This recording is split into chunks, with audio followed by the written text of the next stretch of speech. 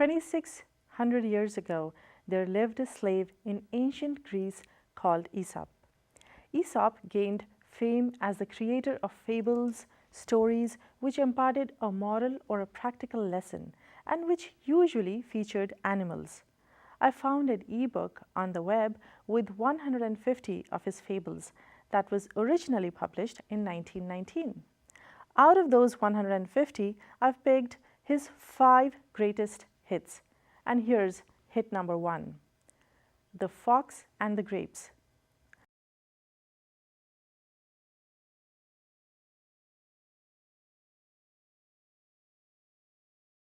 A fox one day spied a beautiful bunch of ripe grapes hanging from a vine trained along the branches of a tree.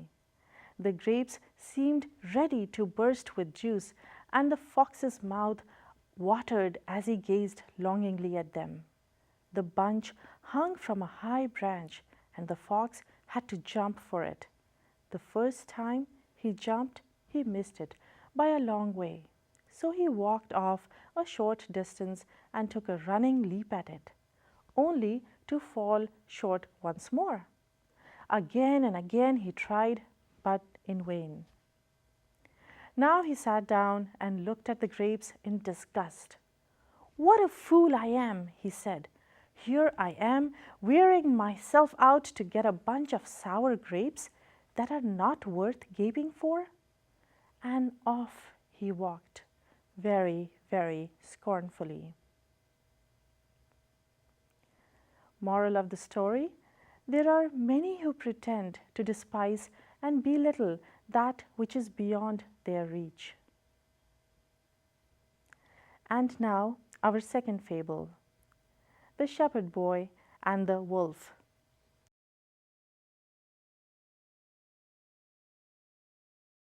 A shepherd boy tended his master's sheep near a dark forest not far from the village. Soon he found life in the pasture very dull. All he could do to amuse himself was to talk to his dog or play on his shepherd's pipe.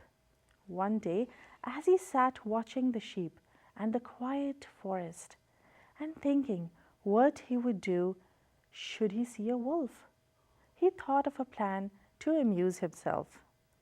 His master had told him to call for help should a wolf attack the flock, and the villagers would drive it away.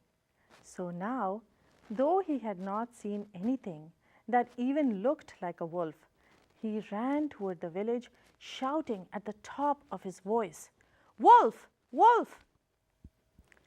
As he expected, the villagers who heard the cry dropped their work and ran in excitement to the pasture. But when they got there, they found the boy doubled up with laughter at the trick he had played on them. A few days later, the shepherd boy shouted, "Wolf! Wolf!" Again, the villagers ran to help him, only to be laughed at again. Then one evening, as the sun was setting behind the forest and the shadows were creeping out over the pasture, a wolf really did spring from the underbush and fall upon the sheep. In terror, the boy ran toward the village, shouting, "Wolf! Wolf!" But though the villagers heard the cry, they did not run to help him as they had before. "He cannot fool us again," they said. The wolf killed a great many of the boy's sheep and then slipped away into the forest. So the moral of the story is, liars are not believed even when they are speaking the truth. And now our next fable, The Hare and the Tortoise.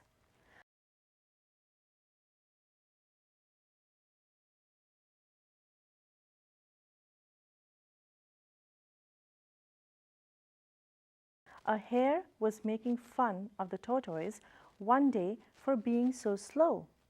"Do you ever get anywhere?" he asked with a mocking laugh. "Yes," replied the tortoise, "and I get there sooner than you think. I'll run you a race and prove it."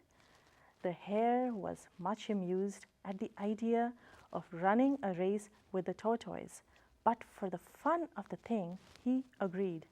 So the fox, who had consented to act as judge, marked the distance and started the runners off. The hare was soon far out of sight, and to make the tortoise feel very deeply how ridiculous it was for him to try a race with a hare, he lay down beside the course to take a nap until the tortoise should catch up.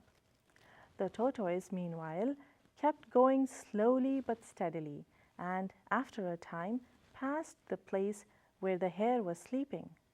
But the hare slept on very peacefully, and when at last he did wake up, the tortoise was near the goal. The hare now ran his swiftest because he could not overtake the tortoise in time. So the moral of the story is, the race is no always to the swift. And now to our next fable, the North Wind and the Sun.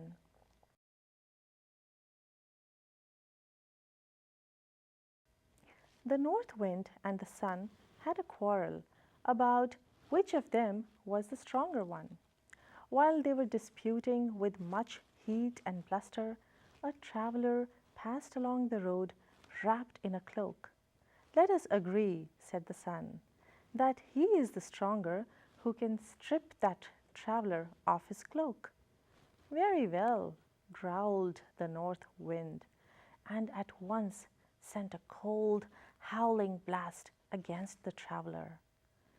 With the first gust of wind, the ends of the cloak whipped about the traveller's body. But he immediately wrapped it closely around him, and the harder the wind blew, the tighter he held it to him. The North Wind tore angrily at the cloak, but all his efforts were in vain. Then the sun began to shine. At first, his beams were gentle, and in the pleasant warmth after the bitter cold of the north wind, the traveller unfastened his cloak and let it hang loosely from his shoulders. The sun's rays grew warmer and warmer. The man took off his cap and mopped his brow. At last he became so heated that he pulled off his cloak and, to escape the blazing sunshine, threw himself down in the welcome shade of a tree by the roadside. So the moral of the story is, gentleness and kind persuasion win where force and bluster fail. And now to our final fable, the ants and the grasshopper.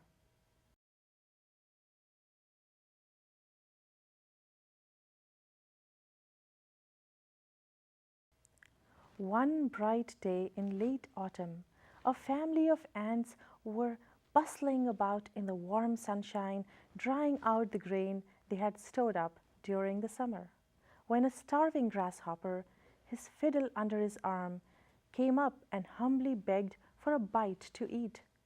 "What?" cried the ants in surprise. "Haven't you stored anything for the winter? What in the world were you doing all summer?" "I didn't have time to store up any food," whined the grasshopper. "I was so busy making music that before I knew it, the summer was gone." The ants shrugged their shoulders in disgust. "Making music, were you?" they cried. "Very well, now dance." And they turned their backs on the grasshopper and went on with their work. So the moral of the story is, there is a time for work and a time for play. And there you have Aesop's 5 greatest hits. Until next time we meet, this is Stuti Garg.